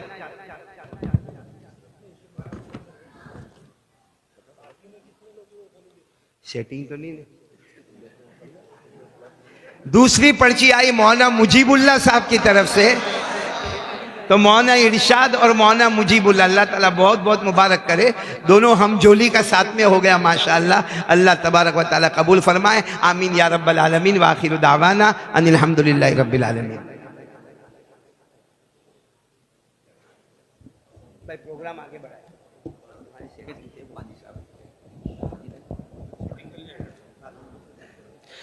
السلام علیکم ورحمۃ اللہ وبرکاتہ. میں آج بہت خوش ہوں. میرے استاذ محترم جنہوں نے مجھے پڑھایا لکھایا، میرے والد صاحب نہیں ہیں، بہت محبت کی مجھ سے. مجھے پڑھانے کے لیے سب سے پہلا طالب علم ہوں. مجھے میری تقرری ہوئی اور میرے شیخ مولانا عارف صاحب، انہوں نے مجھے بہت سینچا سمجھایا. اللہ تعالیٰ ان تمام کی عمروں میں خوب خوب برکت نصیب فرمائے. وقتاً فوقتاً تنبیہ بھی کرتے رہتے ہیں، بیٹا یہاں غلطی ہے. اور میں خوش نصیب ہوں کہ جو میرے پیچھے تو ہے جو مجھے متنبع کرتے رہتے، بیٹا یہ غلط ہے، یہ صحیح ہے، یہ غلط ہے. میں بہت بہت ان تمام کو شکریہ ادا کرتا ہوں. اللہ تعالیٰ دارین میں خوب خوب بہترین زندگی نصیب فرمائے. دارین میں خوب خوب جزائے خیر عطا فرمائے. آمین ثم آمین. مکرمی سامعین، یقیناً حضرت نے بڑے ہی قیمتی ملفوظات سے نوازا ہے اور مہمان نوازی کا حق ادا کیا ہے. اللہ تعالیٰ عافیت کے ساتھ حضرت کی عمر میں برکت عطا فرمائے. آمین. السلام علیکم. 2 نکاح ہونے والے ہیں، جس میں ایک لڑکے کا نام ہے مولانا محمد بن شکیل. کون ہے وہ؟ مولانا محمد بن شکیل آپ ہیں. اور دوسرا نکاح ہونے والا ہے مولانا محمد معاذ حامد آپ ہیں ماشاءاللہ. تو یہ جو پہلے لڑکے ہیں مولانا محمد بن شکیل، ان کے وکیل مجھے چاہیے سعید بن عبد الغفور. آپ ہیں وکیل سعید بن عبد الغفور. آپ نے لڑکی سے اجازت لی، لڑکی فردوس سے اجازت لی. اجازت انہوں نے دی. مہر 15,000 نقد ہے ماشاءاللہ. اس نکاح کے گواہ پہلے ہیں مولانا رفیق صاحب، آپ ہیں ماشاءاللہ. اور دوسرے گواہ ہیں نفیس بھائی کڑی والا، آپ ہیں ماشاءاللہ. چلو تو پہلا نکاح کے تو وکیل گواہ سب موجود ہے. دوسرے جو نکاح ہے مولانا محمد معاذ کے، ان کے وکیل یعقوب غلام رسول شیخ آپ ہیں. اور پہلے گواہ ہے حیدر مصطفیٰ حامد آپ. دوسرے گواہ معین الدین کالا بانو آپ ہیں ماشاءاللہ. اور وکیل جو ہے یعقوب غلام رسول آپ ہیں. آپ نے لڑکی عاتقہ سے اجازت لی مہر نقد ماشاءاللہ. تو اب دونوں دلہوں سے میری یہ درخواست ہے کہ نکاح کا خطبہ شروع کریں.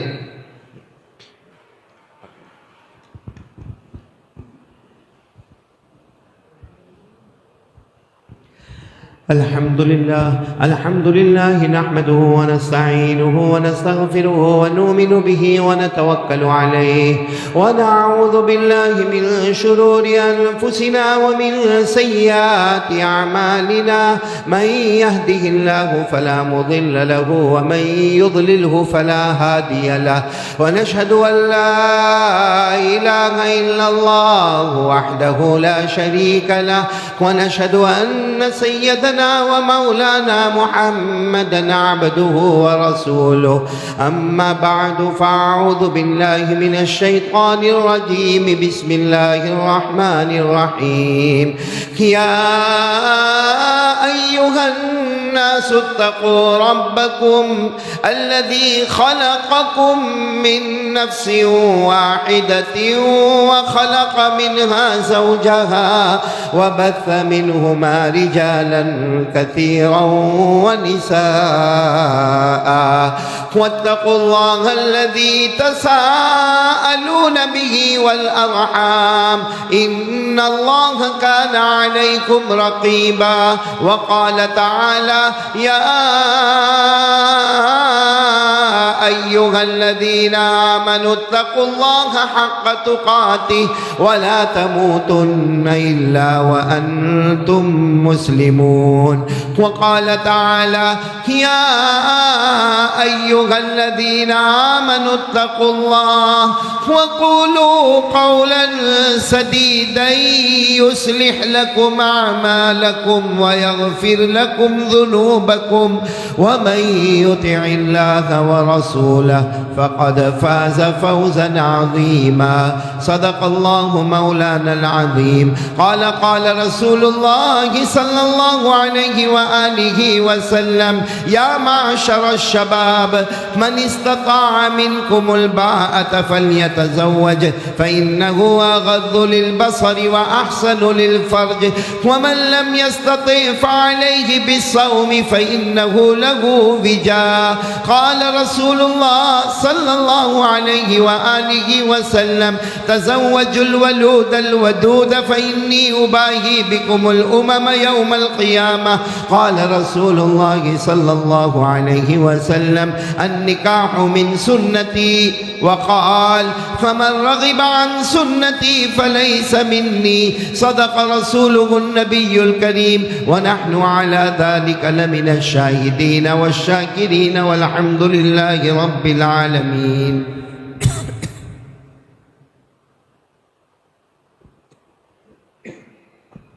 پہلے دلہے جو مولانا محمد آپ ہیں. مولانا محمد بن شکیل آپ نے ہمارے وکیل سعید بن عبد الغفور کی وکالت سے اور مولانا رفیق گواہ نمبر 1 اور نفیس بھائی گواہ نمبر 2 اور یہ پورے مجمع کی موجودگی میں آپ نے فردوس بنت عبد الغفور کو بعوض مہر 15,000 روپے نقد زوجہ منکوحہ آسان الفاظ میں آپ نے فردوس بنت عبد الغفور کو بیوی بنا کر اپنے نکاح میں قبول کیا.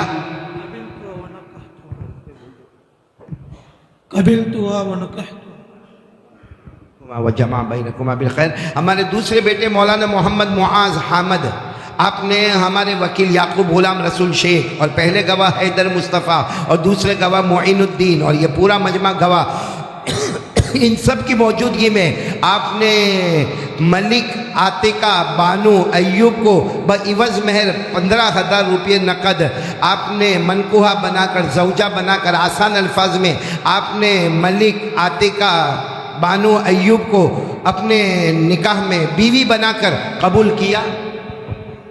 نکحتها وقبلتها وزوجتها. ماشاءاللہ بارک اللہ لکما وجمع بینکما بالخیر. ماشاءاللہ دونوں دلہا نے حجاب قبول بہت زوردار کیا. ماشاءاللہ اللہ قبول فرمائے. جی وہ حضرت کو بلائیے. مکرمی سامعین، اب ہم صدر اجلاس عظیم المرتبت رفیع الدرجات حضرت مفتی عبدالستار صاحب سے عاجزانہ و مخلصانہ درخواست کرتے ہیں کہ آپ اپنے مفید تأثرات اور حکیمانہ کلمات سے ہم تمام حاضرین محفل کی دستگیری اور رہنمائی فرمائیں اور اپنی مستجاب دعاؤں پر جلسے کو پائے تکمیل تک پہنچائیں۔ اہل محفل منتظر ہیں دیر سے عالی وقار، اہل محفل منتظر ہیں دیر سے عالی وقار، آپ کے پند و نصائح کا انہیں ہے انتظار۔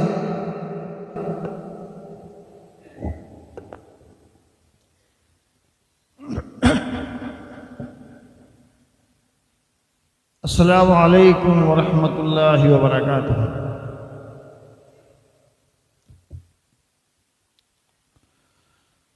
الحمد للہ نحمده ونستعینه ونستغفره ونؤمن به ونتوکل علیہ ونعوذ باللہ من شرور انفسنا ومن سیئات اعمالنا من يهده اللہ فلا مضل له ومن يضلله فلا هادي له ونشهد أن لا إله إلا الله وحده لا شريك له ونشهد أن محمدا عبده ورسوله صلى الله عليه وسلم فقد قال الله تعالى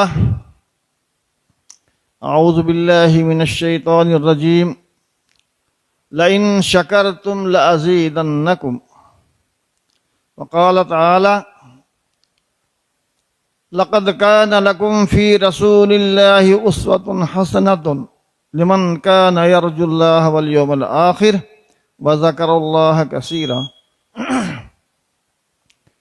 وقال النبي صلى الله عليه وسلم من لم يشكر الناس لم يشكر الله۔ محترم حضرات، ماشاءاللہ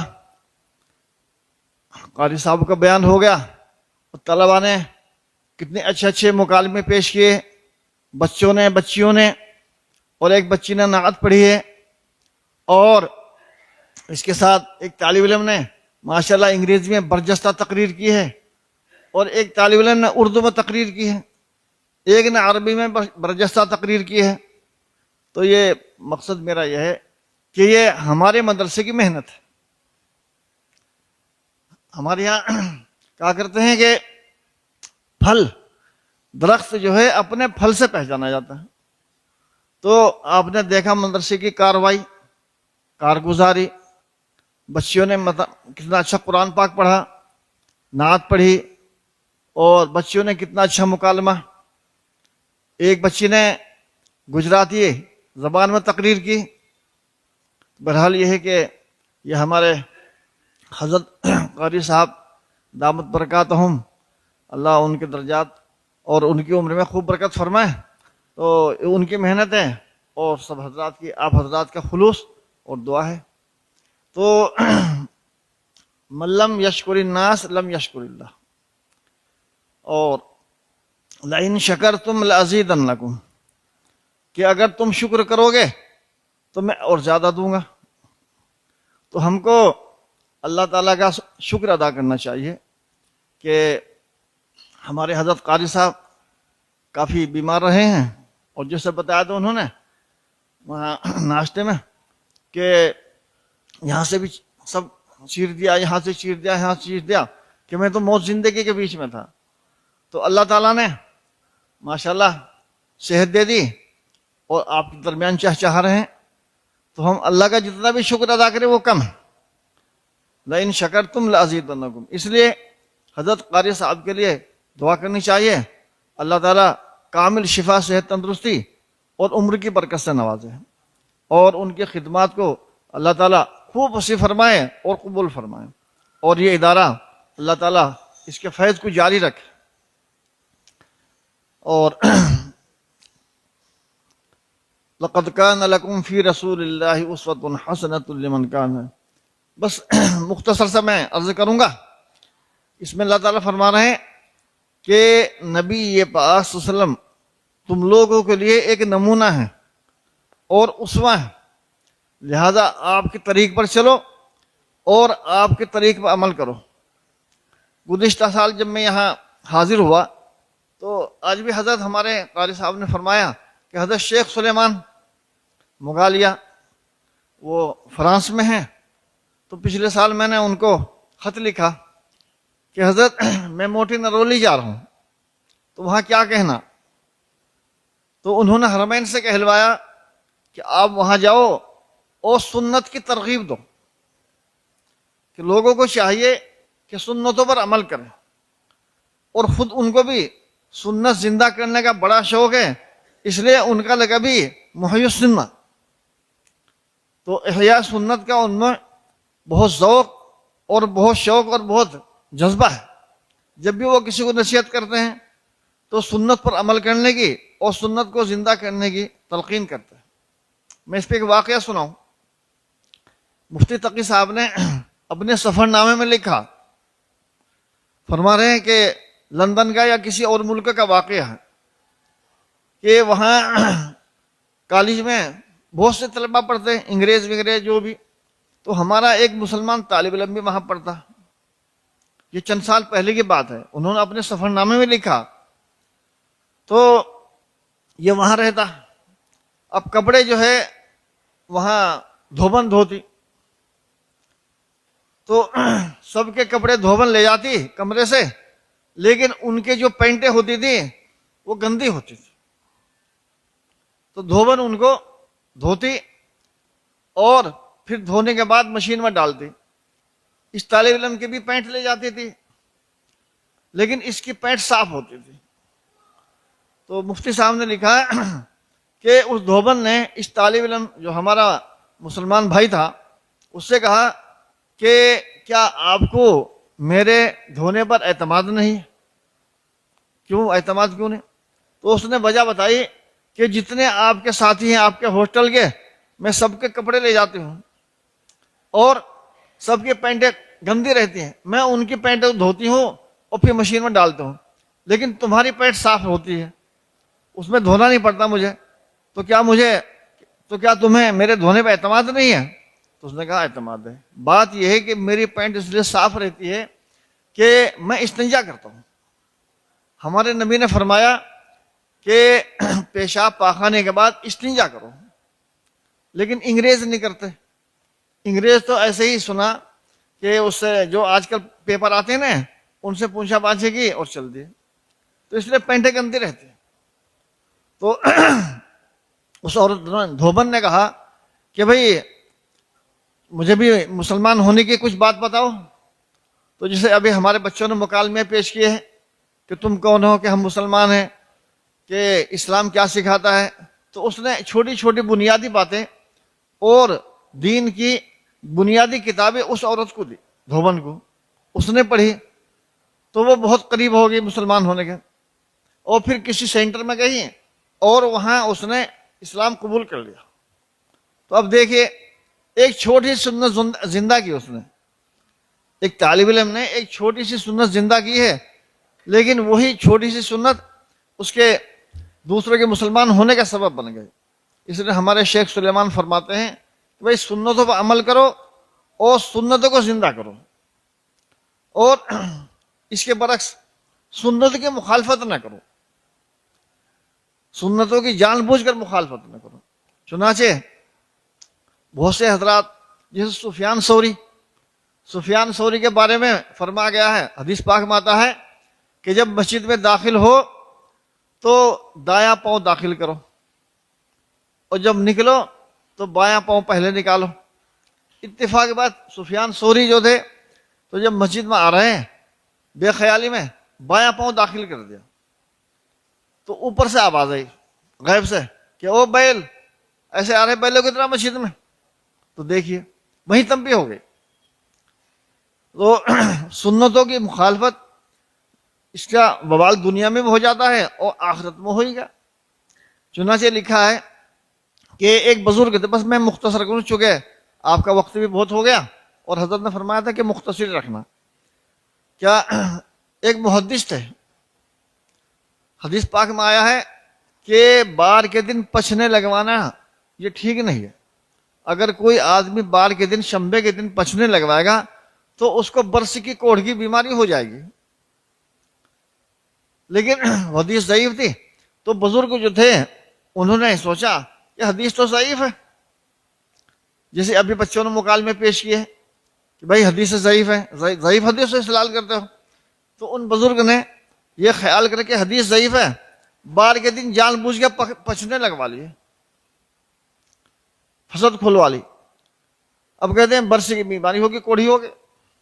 بہت پریشان, بہت علاج معالجہ کرا تو دعا کی.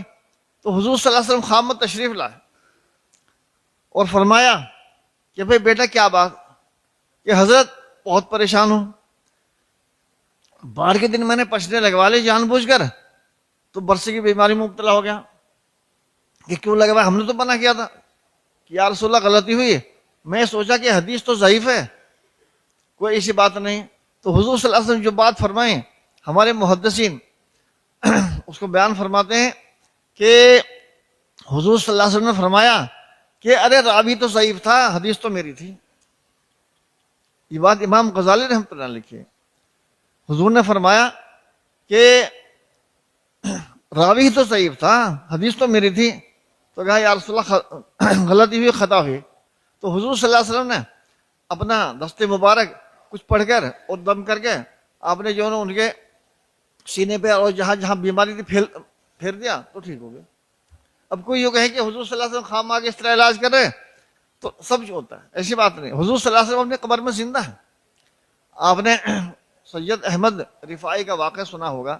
سید احمد کبیر رفاعی وہ فرماتے ہیں جب مدینہ طیبہ حاضر ہوئے تو حضور صلی اللہ علیہ وسلم روزے اطہر پر حاضر ہوئے اور کہا کہ نانا جان, چونکہ سید احمد کبیر رفاعی تو نانا جان, کہ جب ہم دور تھے دور سے سلام بھیجا کرتے تھے, اب تو آپ کے قریب آ گئے, مسافہ کیجئے.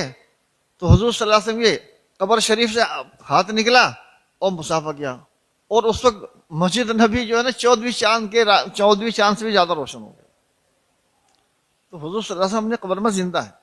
ایسے ایک واقعہ گنگو کا, ہمارے بزرگوں میں شیخ عبد القدوس گنگوئی رحمۃ اللہ علیہ, ہمارے بزرگوں میں ہیں شیخ عبد القدوس گنگوئی رحمۃ اللہ. ان کے پوتے ایک مرتبہ بیمار ہوئے اور بہت زیادہ بیمار, پسلی میں درد تھا اور پسلی گل گئی, سڑ گئی, اس لیے اندر تکلیف.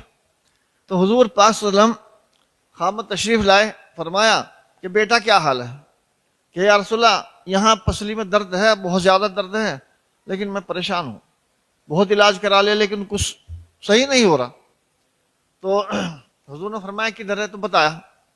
اب دیکھیے کہ حضور صلی اللہ علیہ وسلم نے وہیں سے چھری رکھی ہوگی, سوئی دھاگا بھی وہیں, سب چیز, تو وہیں سے چھری لی اور یہاں سے چیرا دیا, آپریشن کیا, اور وہ ہڈی وہاں سے کاٹ کر نکال دی اور پھر وہیں سے سلائی کر دی, اور حضور صلی اللہ علیہ وسلم نے اس پر کچھ پڑھ کر دم کیا, صبح کو تو ٹھیک تھے. تو دیکھو حضور صلی اللہ علیہ وسلم اب بھی اپنے قبر پر زندہ ہیں, اور آپ جو ہے جیسا اللہ کی طرف سے حکم ہوتا ہے آپ اس پر عمل کرتے ہیں. تو مقصد میرا کہنے کا یہ ہے کہ سنت کی مخالفت نہیں ہونی چاہیے. ایک اور محدث تھے, حدیث پاک میں آیا کہ جو آدمی رکوع میں سجدے میں امام سے پہلے جائے گا, یا رکوع سے یا سجدے سے امام سے پہلے سر اٹھائے گا, تو اس کا چہرہ گدھے جیسا ہو جائے گا, اس کا چہرہ گدھے جیسا ہو جائے گا. تو ایک محدث تھے, انہوں نے بھی یہ خیال کر کے کہ بھائی حدیث تو ضعیف ہے. اتفاق کی بات یہ ہے کہ وہ بھی جو ہے نا انہوں نے ایسے کیا کہ دیکھو ہوگا میرا نہیں ہوگا, وہ ارادتاً کیا انہوں نے کہ دیکھو میرا چہرہ گدھے جیسا ہوگا نہیں ہوگا. تو رکوع سے اور سجدے سے امام سے پہلے سر اٹھایا تو چہرہ گدھے جیسا ہو گیا. تو ان کے طلبہ پہلے تو وہ ایسے دیتے تھے بغیر نقاب کے درس دیتے تھے, لیکن جب چہرہ گدھے جیسا ہو گیا تو چہرے پر نقاب ڈال کے درس دیا کرتے, سبق پڑھاتے تھے. تو کسی طالب نے کہا کہ حضرت آپ پہلے تو جو ہے نقاب نہیں ڈالتے تھے, اب چہرے پر نقاب ڈالنے لگے, ایسے کیوں کرتے ہیں؟ کہ بھائی کچھ بات نہیں, میری طبیعت ٹھیک نہیں, کہ نہیں حضرت بتانا پڑے گا. بعض طلبہ جو ہوتے ہیں منہ چڑھے ہوتے ہیں, تو جناب اس نے کہا کہ حضرت بتانا پڑے گا کہ بھائی بات یہ ہے کہ ایک مرتبہ یہ حدیث جو ہے کہ جو آدمی امام سے پہلے سجدے سے اور رکوع سے سر اٹھائے گا تو اس کا چہرہ گدھے جیسا ہو جائے گا. میں سوچا کہ حدیث تو ضعیف ہے, اور اگر ایسی بات ہے تو دیکھو میرا ہوگا نہیں ہوگا, آزما کے دیکھو. تو سچ مچ چہرہ گدھے جیسا ہو گیا. تو اس لیے چہرے پر نقاب ڈال کے وہ حدیث کا درس دیا کرتے تھے. تو اس لیے میرے بھائیوں عرض یہ کرنا ہے کہ سنتوں پر عمل کرے. ہمارے شیخ نے فرمایا, شیخ سلیمان صاحب نے مجھے حکم فرمایا تھا کہ سنتوں پر کہنا کہ سنتوں کی تلقین کریں, سنت پر عمل کریں اور سنتوں کو زندہ کریں. ہمارا یہ مدرسہ موٹی نرولے دیکھو یہاں بھی لکھا ہوا, ادھر بھی لکھا ہوا, فیض سلیمانی, شیخ سلیمان مغالیہ. وہ بیچارے مجھ سے محبت کرتے ہیں, اور غائبانہ محبت کتنی محبت کرتے ہیں. تو انہوں نے کہلوایا کہ جب آپ وہاں جا رہے ہیں موٹی نرولی تو وہاں سنتوں کی تلقین کرنا, لوگوں سے کہنا کہ سنتوں پر عمل کریں اور سنتوں کو زندہ کریں. دوسری بات وہ یہ ملم یشکر الناس لم یشکر اللہ. میں اس پہ ایک واقعہ سنا دوں. حضرت قاری صاحب تشریف لے گئے تو میں یہ سنا دوں کہ ایک بزرگ ہیں جن کا نام ہے عبید اللہ احرار. یہ بہت بڑے بزرگ ہیں اور تقریباً 5ویں یا 6ٹھی صدی کے بزرگ ہیں. تو ان کے پاس مولانا جامی بیعت ہونے کے لیے گئے, لیکن وہاں دیکھا بڑی مالداری اور بہت ثروت, گھوڑے اور اونٹ اور زمین جائیداد باغات وغیرہ اور بڑا خزانہ بڑا. تو مولانا جامی جو ہے جب دیکھا کہ بھائی یہ تو بڑے ثروت والے ہیں, یہ نہیں بزرگ ہیں. بزرگ تو وہ جس کے پھٹے پرانے کپڑے ہوں اور پھٹی پرانی چادر ہو اور ایسے ہی رہتے ہوں. لیکن جب وہاں دیکھا مالداری اور ثروت تو یہ شعر پڑھ کر کہ بزرگ آنس کہ دنیا دوست دارت چلے گئے. اب کہیں دور کے تھے وہ, تو راستے میں کہیں کسی مسجد میں لیٹ گئے اور سو گئے. تو خواب میں جو ہے کہتے ہیں جب حشر کا میدان دیکھا انہوں نے, راستے میں جب سو رہے تو راستے کا میدان, تو حشر کا میدان دیکھا کہ حشر کا میدان ہے, ہر آدمی نفسی نفسی کر رہا.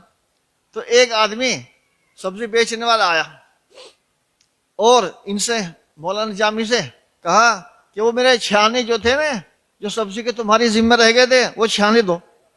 کہا بھائی یہاں تو حشر کا میدان ہے, یہاں چھانے کہاں, کہ وہ تو دینے پڑیں گے آپ کو, وہ میرے چھانے لاؤ ورنہ پیچھا نہیں چھوڑنے کا. اس نے کہا بھائی یہاں چھانے نہیں, یہاں تو نفسی نفسی کا عالم ہے, چھانے کہاں یہاں سے. کہا پھر اپنے نیکیاں دو, کہ نیکیاں تو مجھے خود ضرورت ہے کہ چھانے دو.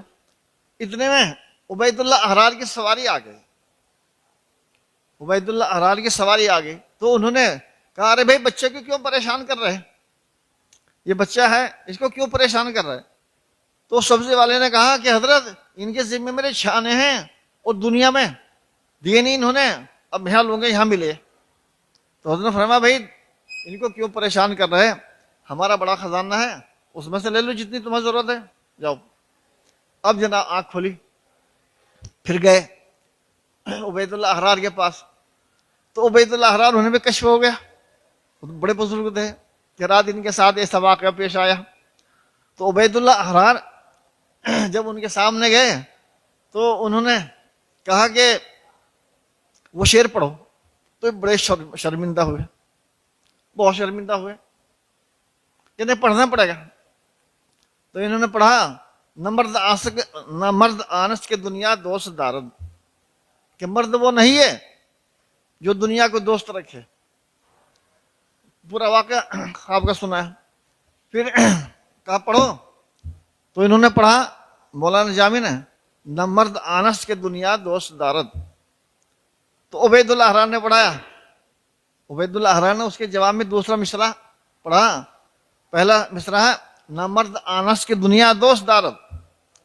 تو عبید اللہ احرار نے پڑھا کہ اگر دارد برائے دوست دارد, اگر دارد برائے دوست دارد, مرد وہ نہیں ہے جو دنیا کو دوست رکھے, لیکن ہاں اگر دنیا کو دوست رکھے وہ دوست کی مدد کے لیے رکھے. تو ایسا ہی عبید اللہ احرار نے جو ہے ماشاءاللہ ان کی مدد کی. تو میں یہ عرض کرتا ہوں کہ میں بیمار ہو گیا تھا تقریباً یہ پچھلی جو عید الاضحیٰ گزری ہے، عید الاضحیٰ کے دن میں اسپتال میں ہی تھا اور بہت بیماری ایسی ہو گئی کہ بس دم نکلنے کو ہو گیا. وہ تو اللہ نے بچا لیا، آپ حضرات کی محبت دعا. تو اب ظاہر بات ہے کہ اسپتال کا کتنا خرچہ، وہ دوا اور وہ جو انجیکشن باہر 100 روپے کا ملتا وہ 600 روپے کا لگا رہے. بیڈ ایسے ٹوٹے پھوٹے سے کہتے ہیں اس کا روزانہ کا کرایہ کتنا، کمرے کا کرایہ کتنا، پتہ نہیں اے سی او میں رکھا وہ تو روزانہ کے کتنے ہزار کرایہ. تو دماغ خراب ہو گیا. اب ہم بھی پریشان کہ بھائی ان کا بل کیسے ادا کریں. دہرادون میں وہاں تو اس سے بھی زیادہ ٹھگی، وہاں تو داخل ہونے کے کئی ہزار روپے. تو جناب وہی بات کہ کیا ہے کہ عبید اللہ احرار کے پاس مولانا جامع بیعت ہونے کے لیے آئے، لیکن جب دیکھا وہاں تو بڑی مالداری ہے، بڑی ثروت ہے، بھئی یہ کیا بزرگ ہوں گے، چلے گئے. رات کو سوئے تو خواب میں کیا دیکھ رہے، حشر کا میدان دیکھ رہے. کوئی نہ پریشان کر لاؤ پیسے، وہ چھاننے لاؤ. میں نے کہا بھئی یہاں کہاں چھاننا ہے. تو عبید اللہ احرار آ گئے، بھئی انہیں کیوں پریشان کرے، جو کچھ لینا ہم سے لے لو، ہمارا خزانہ اسی کام کے لیے. تو ایسے ہی جب ہم اسپتال میں تھے تو ہمارے حضرت قاری صاحب رحمۃ اللہ علیہ دامت پر لگا دوں سے، تو جس وقت ہم وہاں اسپتال میں تھے اور پریشان تھے کہ بھائی اتنا بڑا بل کیسے ادا کیا جائے گا. ان کا تو حضرت قاری صاحب نے فون کیا اس بچے کو کہ پریشان نہ ہونا، ہمارا خزانہ ہے. تو قاری صاحب نے وہاں خزانہ کھول دیا، انہوں نے بل ادا کر دیا. تو بھائی اس لیے لم یشکر الناس لم یشکر اللہ. تو ہمیں بھی حضرت قاری صاحب کو شکر ادا کرنا چاہیے. تو ہم اگر قاری صاحب دنیا کو دوست رکھتے ہیں تو دنیا کو دوست نہیں رکھتے ہیں، برائے دوست دارت. اب دیکھو ماشاءاللہ 2 حضرات کو عمرے کے لیے بھیج رہے ہیں، کتنی خوبی کی بات ہے. پچھلے سال بھی 2 حضرات گئے تھے، ایک تو میاں بیوی گئے تھے، مجھے یاد بھی نہیں رہا. ہم پچھلے سال میاں بیوی گئے تھے نا، اب کبھی انشاءاللہ 2 حضرات جا رہے ہیں. تو اگر یہ شعر جو ہے نہ مرد آنس کے دنیا دوست دارد، اگر دارد برائے دوست دارد. تو جو حضرات بزرگان دین جو ہے دنیا کو اگرچہ قریب رکھتے ہیں لیکن وہ اپنے نہیں رکھتے، وہ اپنے دوستوں کے لیے رکھتے ہیں ماشاءاللہ. اور مجھے حافظ افضل صاحب نے بتایا کہ مولانا عبد المنان صاحب جو ہے 2 سال پہلے بہت بیمار ہو گئے. ان پر کتنا خرچ کیا، 12 لاکھ روپے خرچ کیا، بتا رہے تھے 12 لاکھ روپے تقریباً. فرمایا کہ پہلے یہاں اسپتال میں علاج کرایا، یہاں سے ایمبولینس دلی گئی، 1.25 لاکھ روپے ایمبولینس نے دیا، اور وہاں کتنا خرچہ، تو کل 12 لاکھ روپے خرچے، وہ پورا خرچہ. تو ماشاءاللہ تو اب تو یاد رہے گا، سمجھ رہے نہیں، یاد رہے کیا، نہ مرد آنس کے دنیا دوست دارد، اگر دارد برائے دوست دارد. بس یہ کہنا تھا. اللہ تعالیٰ قاری صاحب کو خوب جزائے خیر دیں اور اللہ تعالیٰ ان کے اوپر خوب برکت فرمائے. اور اب حضرت کچھ اور، اچھا بھائی دعا کر لیں گے.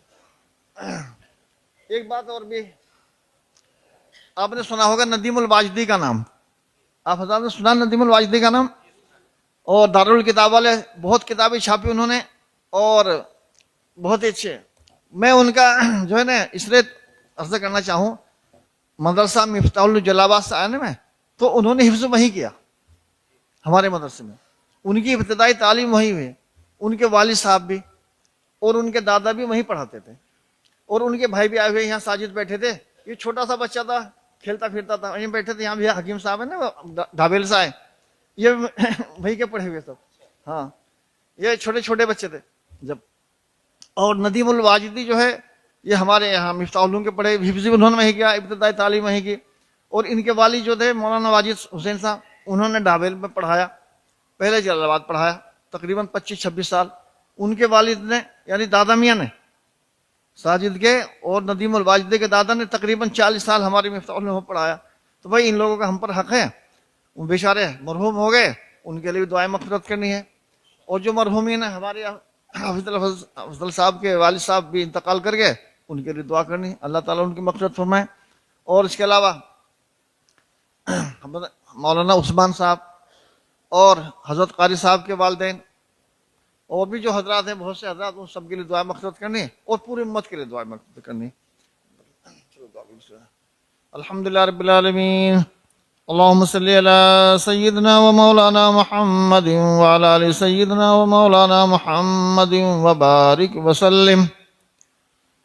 اللهم ربنا آتنا في الدنيا حسنة وفي الآخرة حسنة وقنا عذاب النار. اللهم ربنا آتنا في الدنيا حسنة وفي الآخرة حسنة وقنا عذاب النار. اللهم إنا نسألك علما نافعا. اللهم إنا نسألك علما نافعا وعملا صالحا وإيمانا كاملا ويقينا صادقا ورزقا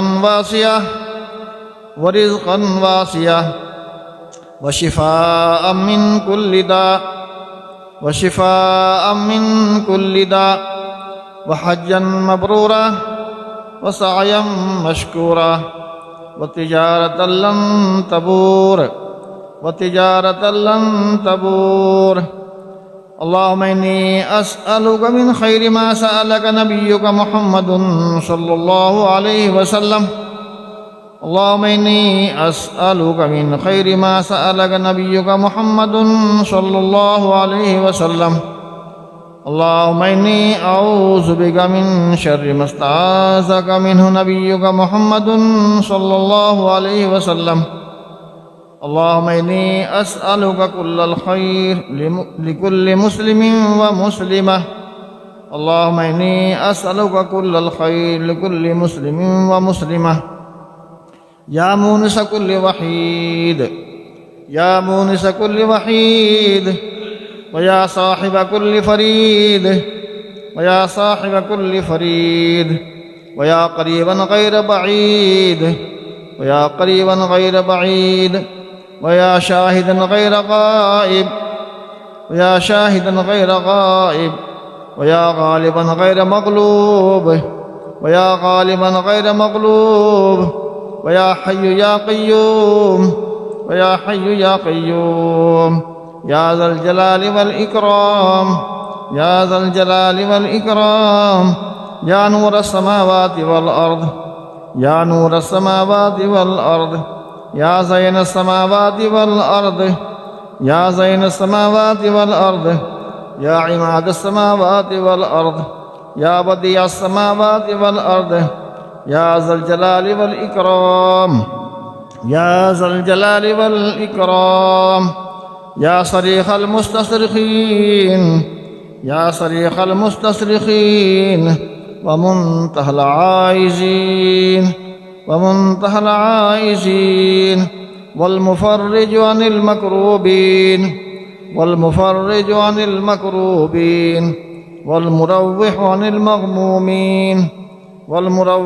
المغمومين ومجيب دعاء المضطرين ويا كاشف المكروبين ويا إله العالمين ويا أرحم الراحمين منزول بك كل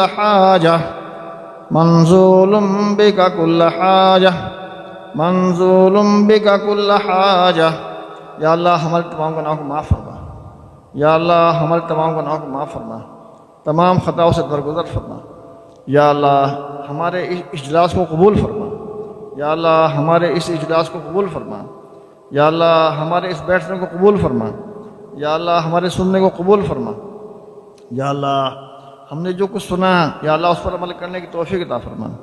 یا اللہ ہمیں سنتوں پر عمل کرنے کی توفیق عطا فرما، سنتوں کو زندہ کرنے کی توفیق عطا فرما. یا اللہ سنتوں کی مخالفت سے یا اللہ ہمیں محفوظ فرما. یا اللہ یہ احباب آئے ہوئے ہیں، بہت دور دور سے آئے ہوئے ہیں، دعا کے لیے آئے ہیں اور مدرسے کی اور ہمارے محبت میں آئے ہوئے ہیں. یا اللہ ان کے مقاصد حسنہ پورے فرما. یا اللہ ان سب کے مقاصد حسنہ پورے فرما. یا اللہ ان کے تمام جائز مقاصد پورے فرما. یا اللہ ان کے گھروں میں خوب خیر برکت فرما. یا اللہ بچوں کو نیک صالح بنا. یا اللہ بچوں کو نیک صالح بنا، دیندار بنا، عمر دراز فرما، صحت اور تندرستی عطا فرما. یا اللہ بچے اس وقت موبائل میں بہت وقت ضائع کر رہے ہیں، یا اللہ بچوں کو سمجھ عطا فرما۔ یا اللہ اس وقت بچے موبائل میں بہت وقت ضائع کر رہے ہیں، یا اللہ بچوں کو سمجھ عطا فرما، اپنے وقت قدرنے کی توفیق عطا فرما، وقت کی قدر کرنے کی توفیق عطا فرما، اپنی عزت کی حفاظت کی توفیق عطا فرما۔ یا اللہ یہ ادارہ ہے، یا اللہ اس کو قبول فرما، یا اللہ اس کو خوب ترقی عطا فرما۔ یا اللہ ہمارے حضرت قاری صاحب کی یا اللہ سرپرست میں اس ادارے کو یا اللہ خوب خوب ترقی عطا فرما، اس کے فیض کو جاری فرما، اور ہمارے شیخ سلیمان اللہ تعالیٰ ان کی عمر میں خوب برکت فرما، اللہ تعالیٰ ان کی عمر میں خوب برکت فرما، ان کے فیض کو خوب خوب جاری فرما، صحت اور تندرستی عطا فرما، عمر کی برکت نصیب فرما۔ ایک ہمارے دوست ہیں مولوی معین صاحب، اور ان کے خسر بیچارے، وہ بھی بڑی محبت کرتے ہیں، اس ادارے سے محبت رکھتے ہیں، پچھلی مرتبہ ملاقات ہوئی تھی۔ اللہ تعالیٰ ان کے گھروں میں خوب خیر و برکت عطا فرما، ان کے تمام مرحومین کی مغفرت فرما۔ یا اللہ ہمارے حضرت قاری صاحب کے والدین کی مغفرت فرما، مولانا عثمان صاحب کی مغفرت فرما۔ یا اللہ مولانا ندیم الواجدی انتقال فرما گئے، بڑے کام کے آدمی تھے، یا اللہ ان کی مغفرت فرما، جنت الفردوس عطا فرما، درجات بلند فرما۔ اور ہمارے حافظ افضل صاحب کے والد کا انتقال ہو گیا، اللہ ان کی مغفرت فرما، یا اللہ ان کے درجات بلند فرما۔ یا اللہ ہمارے سب مرحومین کے جتنے بھی یہاں احباب ہیں سب موجود ہیں، یا اللہ سب کے مرحومین کی مغفرت فرما، جنت الفردوس عطا فرما، ان کے درجات بلند فرما۔ یا اللہ قبر میں ان کو سکون عطا فرما۔ یا اللہ یہ ادارہ ہے، ہمارے حضرت مسیح اللہ فرمایا کرتے ہیں کہ ادارے میں 3 چیزیں ہوتی ہیں، تعلیم، تعمیر اور تحویل، پیسہ۔ یا اللہ مدرسے کو تعلیم کے اعتبار سے خوب ترقی عطا فرما، یا اللہ مدرسے کو، اس ادارے کو یا اللہ تعمیر کے اعتبار سے یا اللہ خوب ترقی عطا فرما، یا اللہ تعلیم کے اعتبار سے خوب ترقی عطا فرما، یا اللہ پیسے کی فراوانی نصیب فرما۔ یا اللہ تمام ضروریات چھوٹی سے چھوٹی بڑی سے بڑی جو بھی ہیں، یا کھانے کی، رہنے کی، کپڑے کی، عمارت کی، یا اللہ بجلی وغیرہ کی، یا اللہ تمام چیزیں اپنے یا اللہ خزانہ غیب سے پوری فرما۔ یا اللہ جو مدرسے کے معاونین ہیں، جتنے معاونین ہیں بیچارے محبت کرنے والے ہیں، یا اللہ ان سب کو خوب جزائے خیر عطا فرما۔ یا اللہ جتنے معاونین ہیں ابھی بہت رقمیں دی ہے بیچاروں نے، یا اللہ سب کو خوب جزائے خیر عطا فرما، ان کے جان میں، مال میں، ان کے کاروبار میں خوب برکت فرما۔ یا اللہ عزت آبر میں خوب برکت فرما۔ یا اللہ مسلمانوں کی حفاظت فرما۔ یا اللہ اس وقت مسلمان بہت پریشان ہیں، یا اللہ مسلمانوں کی حفاظت فرما۔ یا اللہ مسلمانوں کی خاص مدد فرما۔ یا اللہ مسلمان روزگار کے اعتبار سے اس وقت بہت پریشان ہیں، یا اللہ مسلمانوں کو اچھے روزگار نصیب فرما۔ یا اللہ مسلمانوں کو اچھے روزگار نصیب فرما۔ یا اللہ جن کے روزگار ہیں، یا اللہ ان کے روزگار کی حفاظت فرما، خوب ترقی عطا فرما۔ یا اللہ اور بھی جو حضرات دعا کے لیے کہتے ہیں، دعا کی امید رکھتے ہیں، اور ہماری اس مجلس کے اندر یا اللہ بیچارے بہت سے حضرات تمنا لے کر آئے ہیں، یا اللہ سب کے مقاصد حسنہ پورے فرمائے۔ یا اللہ ہم سب کا ایمان پر خاتمہ نصیب فرما۔ یا اللہ ہم سب کے ایمان پر خاتمہ نصیب فرما۔ یا اللہ ہم سب کو جنت عطا فرما۔ یا اللہ جنت میں حضور پاک صلی اللہ علیہ وسلم کی مرافقت نصیب فرما۔ یا اللہ جنت میں حضور پاک صلی اللہ علیہ وسلم کی مرافقت نصیب فرما۔ یا اللہ دوزخ کے عذاب سے ہم سب کی حفاظت فرما۔ یا اللہ قبر کے عذاب سے ہماری حفاظت فرما۔ یا اللہ قبر میں اپنا انس عطا فرما۔ یا اللہ قبر میں اپنا انس عطا فرما۔ یا اللہ ہمیں سب کو یا اللہ اپنی رضا اور محبت نصیب فرما۔ یا اللہ دین پر چلنا آسان فرما، سنت پر عمل کرنے کی توفیق عطا فرما۔ یا اللہ اور بھی جو دعائیں ہم سے نہیں مانگی گئی ہے، اور یا اللہ سب خیر دعائیں جو حضور صلی اللہ علیہ وسلم نے آپ سے مانگی، یا اللہ ہم بھی آپ سے مانگتے ہیں، یا اللہ ہمیں عطا فرما۔ حضور پاک صلی اللہ علیہ وسلم جو خیر کی دعا مانگی ہے، یا اللہ ہم بھی عطا فرما۔ یا اللہ حضور صلی اللہ علیہ وسلم جن چیزوں پناہ مانگے ہیں، یا اللہ ہم بھی پناہ مانگتے ہیں، ہم کو پناہ عطا فرما۔ یا اللہ ہمارے ان دعا کو حضور پاک صلی اللہ علیہ وسلم کے واسطے کو قبول فرما۔ صلی اللہ تعالیٰ علی خیر خلق سیدنا محمد و آلہ و اصحابہ اجمعین۔ محترم دوستو، امید کی جاتی ہے کہ قاری احمد علی صاحب کا یہ بیان آپ لوگوں کو پسند آیا ہوگا۔ اسی طرح کے بیانات سننے کے لیے ویڈیو کو لائک کر کے چینل کو سبسکرائب کریں۔